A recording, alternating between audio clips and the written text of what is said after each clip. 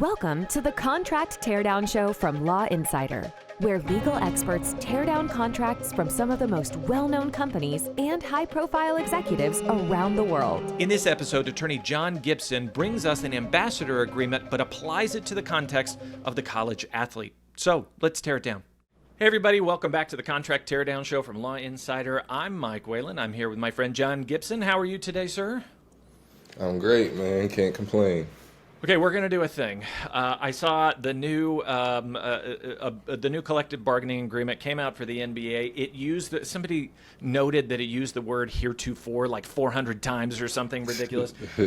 These are interests aligning, I said when I retweeted that. I was like, this is where my two kinds of nerds sort of come together, where I get interested in sports and in this law stuff.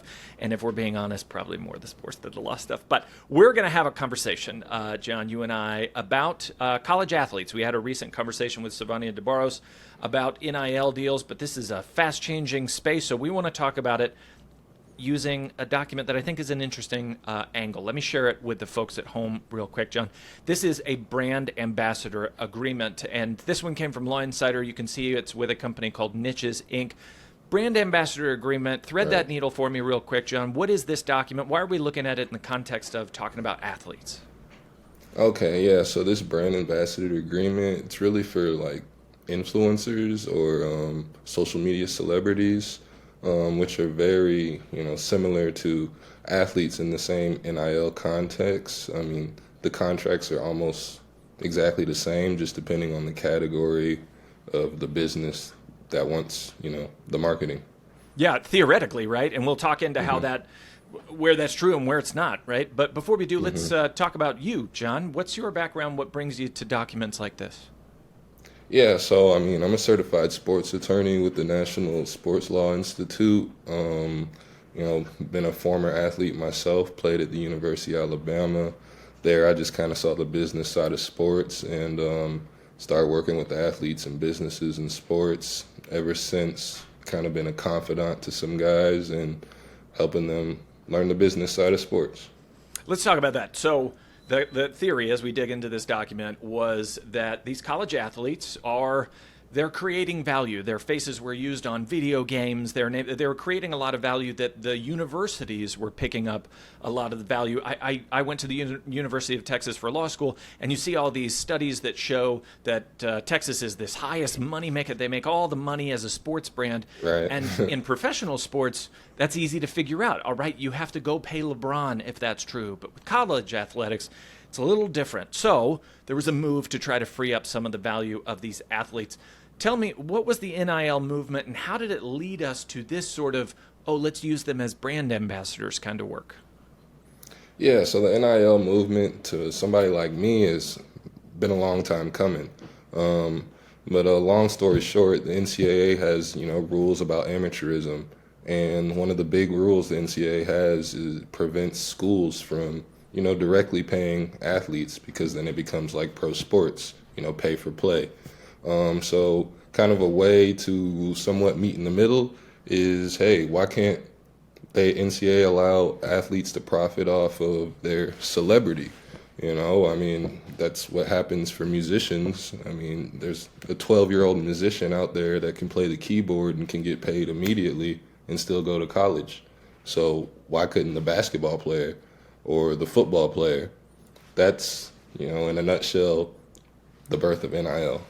And one of the ways to capture value for these athletes, to your point, is to use their name, image, and likeness to try to take their faces, put them on top of pizza boxes or on cereal boxes or associated with some kind of pair of shoes or whatever, right. Which brings us to this brand ambassador agreement. And we're going to go through this. And what I want you to do for me, John, is we'll go through chunks of this and you just tell me, where does this not work, all right? We've done interviews before about brand ambassador agreements, including some pro athletes. We've talked about Shaq, we've talked about Dwayne Wade.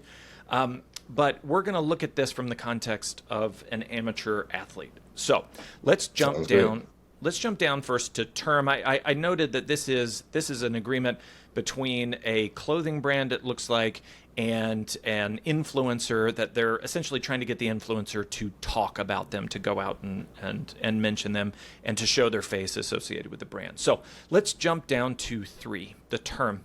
The term of this agreement shall commence the date of the agreement and then end on the 3-year anniversary. It can be extended by written agreement of both parties. What's wrong with this in the student-athlete context, John? Yeah, so it really just depends on where the student athlete's at. Now, I mean, if this is a freshman coming in, hey, that might be something that we can talk about, a 3-year term. However, there is an NCAA rule that prevents the contracts from, being longer than the time that the athlete is in college, NIL deals. So basically, student athlete can't go over that time. I mean, honestly, from a lawyer's perspective, I wouldn't even want them to go over that time because, today's rates are not tomorrow's rates. And a college platform is a lot less marketable than a professional platform, meaning that they could command more money on the professional level if they're, blessed enough to get there than they could on a collegiate level. So, I always advise my clients to have a short term, whether that's just the season, 1 year, or whatever in their NIL contracts. Yeah. So, depending on the athlete, 3 years might work or it may not work, but we're trying to go as short as possible with my clients. Yeah, I'm thinking about like a Kentucky guard. I mean, they're going to do a one and done. They're not going to be there for 3 years anyway. Right. And then on the flip side, somebody like a Jimmer Fredette, who what he was worth in his freshman year versus what he was worth 3 years later in terms of popularity. Drastically different. Right. Yeah, totally different rates. So that's interesting. Let's jump down to 4. There's a lot, again, what we're trying to do, what a brand is trying to do if they're hiring an athlete, is to be associated with that athlete. And I'm betting that for you and for many other athletes, the athletes at Texas and at other colleges, the brand of the Longhorn is more known than the brand of the athlete. But they can't extract that value. Let's look at 4. They talk about the use of images. The company shall have the right and license to use influencers' image in companies' public relations. You see that throughout. What's wrong with this in the college context? What can the company use that is associated image-wise with that athlete? Yeah, so they can use images from, the social media platform of the athlete. Now, when you start getting into images of them playing in the game, that's when the college's logo, is shown on there, the Longhorn, if we're talking about University of Texas. Now University of Texas owns that logo. So unless there's some type of mutual agreement between, the athlete and the school or the business in the school for the right to use the University of Texas's logo, that's breaking the NCAA rule. That allows the brand to get a lot more value out of, their deal with the athlete by using that logo. Now, vice versa, there are some kids, college athletes who may have a larger platform than the actual school they go to. It's a very rare amount of kids. Like, for instance, you look at USC, Bronny James, he's a huge, marketable kid. However, USC is a little bit bigger than him. So, it's kind of hard to find somebody who's bigger than the school that they go to, but that does happen, and even then, you still need an agreement to use the school's logo. So I'm imagining a wide receiver who plays for Alabama who on his Twitter account has, the wallpaper with Alabama with a shot of the football field, and he's standing in his picture with the A on it. Does that violate that particular rule of using the logo in the school's images? No, that doesn't violate it. So that's not being used for profit to make money. So the athlete is just, putting it on his Twitter or putting it on his Instagram, to show that, hey, I play here, this is my school, I love it. Now, when you use it in a commercial context for money, like a commercial or, anything for a business to make money off of, profit off of, then that's when you come into the gray area of, hey, you're using my logo, University of Texas or University of Alabama A, to make money, and we don't have an agreement together. That's just opening up the business for litigation. Well, let's look then at the influencer's responsibilities, because if we're treating it like a brand ambassador, then maybe, right? So if I go to 6 on this agreement, it shows influencer's responsibilities, it shows that the influencer agrees to mention the company in at least 12 and no more than 30 social media posts on the influencer's platforms. They want the influencer to use best efforts to mention the use of the company product and to use the talking points that they're provided. It sounds like in the case of an influencer, they are saying, hey, you've created a platform and we want to be associated with that platform. With an athlete, it's sort of a confusing thing, right? Because there's the business of you on the field, and then there's the business all around you. Which one are you capturing? Where does the influencer's responsibilities that you see in 6, where does that sort of butt heads with the college athlete context? Yeah, so in the college athlete context, that can butt heads if this brand or the company is requiring the athlete to do something during the game or during their time where they're supposed to be in class and things like that. I mean, that's another NCAA violation. Of course, under the NCAA, there's amateurism, so school is supposed to come first. Now, we all know that, that might not happen for every kid. However, that's still the rules. Yeah, I was thinking about that with 6D. It refers to you have to participate in 4 service days per month. Service days include photo shoots. So they're trying to create this sort of not exclusive burden on the influencer or on the athlete to say, we need you to, produce. We need you to show up to things. Mm-hmm. But to your point, that doesn't mean that you get to skip algebra because you have to go get your makeup on for your photo shoot. How do these athletes think about showing up in that way? Like, what are the ways that they can provide value and meet some of these responsibilities as an influencer without interfering with the school work that they're supposedly doing? Yeah, so I mean, from my experience, I mean, I help my clients with that. I mean, I make sure that we schedule things. More particularly, I like to schedule things in the off season, so they have a lot more time. During the season, it's real tough. You're basically at school and you're a full-time employee for your sport. I mean, there's practices, there's traveling, there's film, there's weights. Depending on whatever sport you play, there's not too much time to put together a TikTok, with the specific qualifications or whatever that the business is looking for. So that's the main thing that I tell my clients to do. Other than that, just working with the companies. I mean, they understand that you're in school, that, you're a full-time college athlete as well. I mean, most of them are pretty open to, okay, we can't do it this day, but can we do it that day? Otherwise, if they're not, they're violating NCAA laws, and nobody wants to get into litigation with the NCAA. I mean, they spend a lot of money on lawyers, that's for sure. Yeah, I'm going to ask you to do something weird, and I'm going to thread a needle first a bit oddly, but I want you to evaluate how this has gone, how the idea of helping athletes to capture this kind of value that they're creating in other ways, how it's gone. Specifically, here's what I'm thinking about.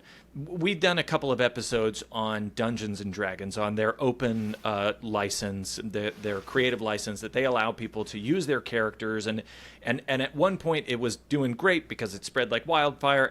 There was no real restrictions on the IP. People were creating it, created a big community. Then one day they introduced a contract, and it sounded like a contract, and it looked like a contract, and it protected the company, and it set a bunch of rules. And all of a sudden, everybody just lost their minds because you had a big shift in the why. You had a big contract, a legal document jumped in the middle and shifted the goalpost on what are we trying to do here. A lot of the criticism, as I recall, when all this NIL stuff was coming out, sort of sounded like that, right? It was, if you start introducing money making, as if nobody was making money before this. But if you start introducing money making, you're poisoning the well. You're going to change the relationships. You've totally changed the drive of the sport. Tell me your thought on that. How has this worked out for the businesses that want to capture some of this value from these athletes? How has it worked out for the athletes and for the game? What's your take on the state of play now? Gotcha. Yeah, that's a great question. So, I mean, have a little bit of a unique perspective on that because I was a former college athlete, and unfortunately, we weren't allowed to profit off our name, image, and likeness. So, I am an athlete advocate. So, I'm very happy for the kids who are able to profit off of that now. Now, I mean, I also work on both sides of the coin. I mean, I have clients who are businesses who, create NIL deals for athletes, and I have clients who are athletes who are getting the NIL deals. At the beginning, a lot of companies kind of jumped in head first, maybe mom and pop stores, the local, college community to bigger brands as well, thinking that, hey, this is a great marketing opportunity. Instead of me giving this $20,000 to the University of X, I can just give it to the star player and he can market it for me. However, since we've been in NIL a couple of years now, the return on profits hasn't been too kind to a lot of businesses. So it's kind of turned into more so, hey, let's just use University of Texas. Hey, I'm an alumni from University of Texas. I own these businesses in the area. I also contribute to the sports program. And there's this player that I really like. I've known him for a long time. School likes him too. How about, my business offer them an NIL deal to see if maybe that helps? And that has kind of been the trending direction recently. It's more so alumni from schools who are offering these players deals. Of course, they're getting things out of it. There are deliverables that are part of the deal. The athlete still has to do things and all, but it's more so of a profit idea for the business and more so of, hey, I want my team to be good. Now, from the athlete's perspective, it's amazing. I mean, a lot of these kids, unfortunately, were struggling in college. I mean, I've had situations when I was playing basketball, Power 5, where, hey, my parents could come into town, but if they bought my whole team burgers, it's a violation. Like, now all of that is, somewhat allowed, and players are allowed to actually buy their whole team burgers or get their whole team shoes as part of an NIL deal. I mean, I have one client who, he goes to a pretty prominent university, and he has an NIL deal with a local restaurant in the community that every Friday they pay for the whole team to eat there. That's part of his NIL deal. So there's good and bad on both sides, and it's going to continue to change throughout time. But it's a lot different than when it started, even though it still is the wild, wild west in NIL, college sports. I'm imagining the popular LSU lineman getting everybody free food at the gumbo shop every week. And I think I gather from you and from what I've read from this, it's the same difficulty with athletes as it is with sort of this influencer space in general, that there's not much of a middle class, right? There's the people Right. who are able to capture a ton of value, right? They're on the top end of that. And then there's a whole bunch of people who are getting little bits here and there and feel a little better. But to your point, I mean, before it was zero. So Exactly. it's easy to complain about the situation of that lack of middle class. But, I mean, let's let the kids have some free gumbo. I mean, why not? Well, I appreciate that. I mean, the idea of introducing contract in a space where it wasn't really there is super interesting. How that affects sort of the choices downstream in the ecosystem, super interesting. So I appreciate you bringing that to us. John, for people who want to learn more about what you do with athletes and the businesses that use them as well, what is the best way to contact you? Yeah, so I mean, I have a website, of course, for my business, jgibsonlegal.com. And then also on Instagram. I mean, that's where a lot of athletes reach out to me on Instagram. My handle is J Gotti Gibson. So J Gotti Gibson Gibson. So that's the easiest way to contact me, of course. Yeah, just send me an email online or send me a direct message. Go to my website. It's pretty easy to navigate. Perfect. We'll make sure that information and this document is included over at the blog at lawinsider.com/resources. And if you want to be a guest on the Contract Teardown Show and beat up contracts as we do, please email us. We are at community@lawinsider.com. John, thank you again. Thanks for having me. Thanks so much for tuning in to this episode of the Contract Teardown Show from Law Insider. If you're enjoying the show, please feel free to rate, subscribe, and leave a review wherever you listen to your podcasts. That helps others find the show. We really appreciate it. Thanks again for listening, and we'll catch you in the next episode.